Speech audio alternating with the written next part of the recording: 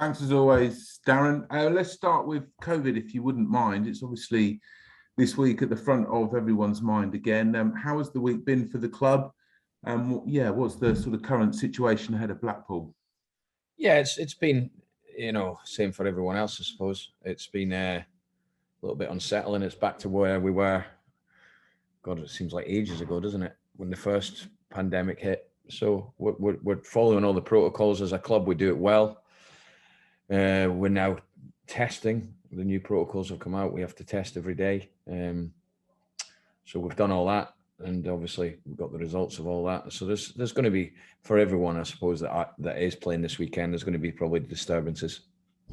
Yeah, you're not immune from that. I know you're not wanting to give too much detail away, but it's something you're having to deal with, Darren.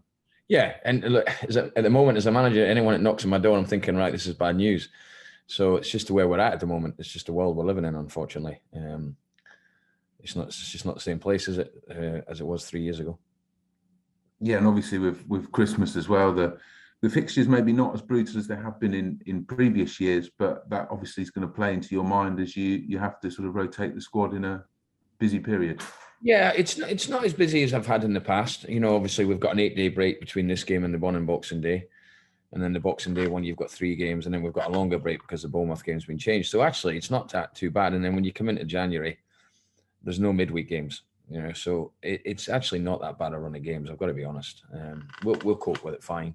But obviously, as you've seen this weekend, I think there's something like 38 teams not playing. The fixtures will be disturbed and things like that. But we've just got to crack on as best we can. Yeah, how do you see it as a sort of neutral observer? Some games are being sort of cancelled, and it can be quite confusing to the fans as to what the regulations is and how it all works. As someone that observes it, Darren, does it all make sense? And do you think the authorities are handling it well given the circumstances? I don't know if it makes sense. So I'm trying to make sense of what the new protocols are. It's a difficult one. Apparently if you've got 14 available players, then you're good to go. And that's within the squad that you select, the 25 players at the start of the season. We didn't have to select 25 because we've got such a young squad. Then it goes down to players that if they've played one league game, they can be acceptable as well. Outside of that group, again, we've not got many of them because of the age, again, of the squad. So it is all very complicated. If everyone's following the guidelines from what came in, I think, this morning, then you would say 38 teams have not got those available players. That's how it's looking this weekend. And Blackpool are a team obviously we're probably more familiar with than some of the others, given they were in League One last season. I don't need to tell you that maybe the results weren't how you wanted them last year against them. So how are you looking ahead to this fixture, Darren? Yeah, we're looking obviously forward to it in terms of we got a good win last week and a very good performance, and we want to get consistency in that. I've said that earlier in the week. Always a tough place to go. Blackpool away is always a tough game, regardless of what the form is. They've had a little bit of a dip, but they're on a good points total. Probably Neil would be happy with that in terms of them going up with us. They're ahead of us, and they were going very, very strong. And they've had a dip, as most teams will in this league. But yeah, we played them twice last season. Lost both games, deservedly so. And they were, without question, one of the best teams we played last season. So they're well organised, but we've got to go up. It's about us. If we get to a level of performance on a consistent basis of last week and the first half against Forest, with the added ingredient of hopefully starting to score goals, or the chances we get, then we'll win games. I've no doubt about that. Are you feeling happier as well, Darren, with, you mentioned the first half about against Forest, but how your team is sort of lining up for these away games? Are you happier with what you've seen recently? Yeah, I think the way performances have been very close. I have to be honest. They've not been, look, take Blackburn out of it, where, again, we started the game okay, but then crumbled a little bit. But the Stoke performance was there. It was just a missing ingredient. Forest, you could argue the same. Unfortunately, in this league, you're going to get one or two performances or results, I suppose, if you're not at it, like a Blackburn. But look, we are all about now. This is a big game for us tomorrow because one, it gets us out the bottom three, but the most important thing is it gets us back-to-back wins leading into a home game on Boxing Day. Yeah, which of course, if you can capitalise on the table changes quite quickly, doesn't it, compared to a few weeks ago? It definitely does. I mean, it does in this league. Yeah, that's why at times you just have to hang on in there. And I think we've seen for ourselves, we've got enough evidence and we've had a long enough time in the league this season, played enough games to know what this league's all about. There can be no excuses or any surprises. We have to get to a level that's very good to win games. What's the latest injury news, Darren? Obviously, Dan Butler left the ground on crutches. Obviously, he's going to be out for some time. What's the latest as well with the likes of Ricky J. Jones and Jack Marriott as well? Ricky's going to be training next week. He'll be back with us. He's done all his running. He's out there again this morning, so he's been passed over to us. Touch wood. Jack Marriott's now running on the grass. He's obviously going to be a little bit longer, so we don't want to put a date on that as such. But it's good to see him out on the grass and running. Dan Butler, we've had the results of the scan on him. It's not good news. It's ankle's a mess. He's got all sorts going on in there, unfortunately. So we're just waiting whether we need to do surgery or not. But that'll be months as opposed to weeks, I have to say. Of course, I know it's scant consolation for you, Darren, given Dan Butler and his place in the squad. But Joe Tomlinson came in and did fantastically well by all accounts. It's a sort of an example to the rest of the squad what can happen if you give an opportunity, isn't it? Yeah, we brought Joe in the summer and we knew what we were getting. A very talented boy with a lot of potential.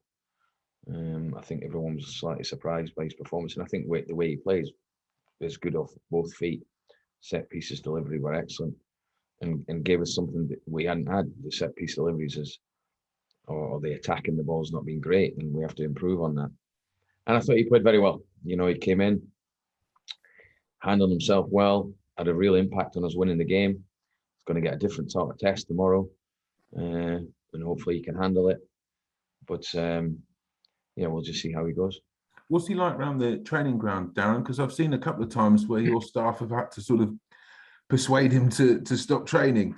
He's practicing. He's doing little tricks after the game on the pitch, and he seems to have a real enthusiasm for what he's doing. Yeah, a great professional, absolutely perfect. Comes in the mornings, always in the gym doing his extras, always out in the training ground doing extras, regardless of whether he's in the team or he wasn't. Wants to improve, wants to, work on his weaknesses. And he came in and we were like, this boy's a player, and then as young players do, he took a little bit of a dip, and I have to manage that situation carefully. I always expect it with young players. He lost maybe a little bit of confidence and belief. But then the last few under 23 games has been very good, and it gave him the confidence, belief. I constant communication with him in terms of what he needs to do with his game.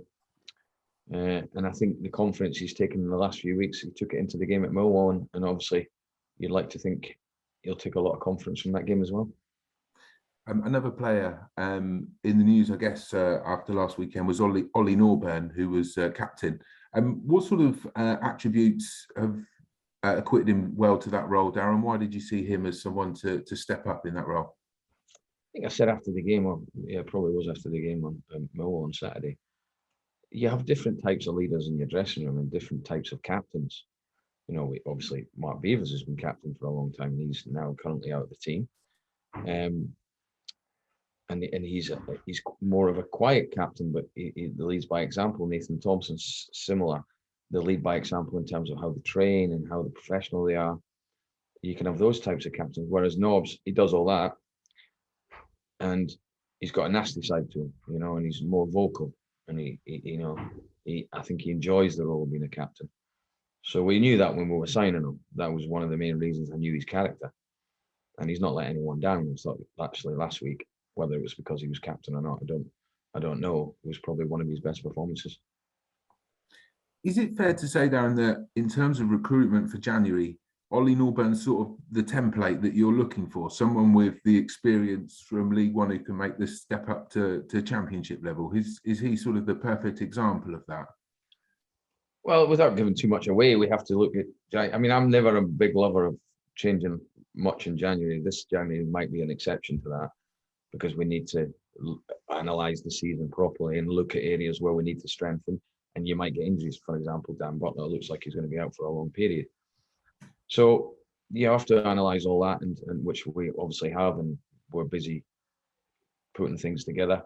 And it'll be a case of, people out, people in, and we'll look at it closer to the time. We've got a meeting next week regarding it, but what we're looking to do is try and put ourselves in as strong a position as possible going into January with some more wins.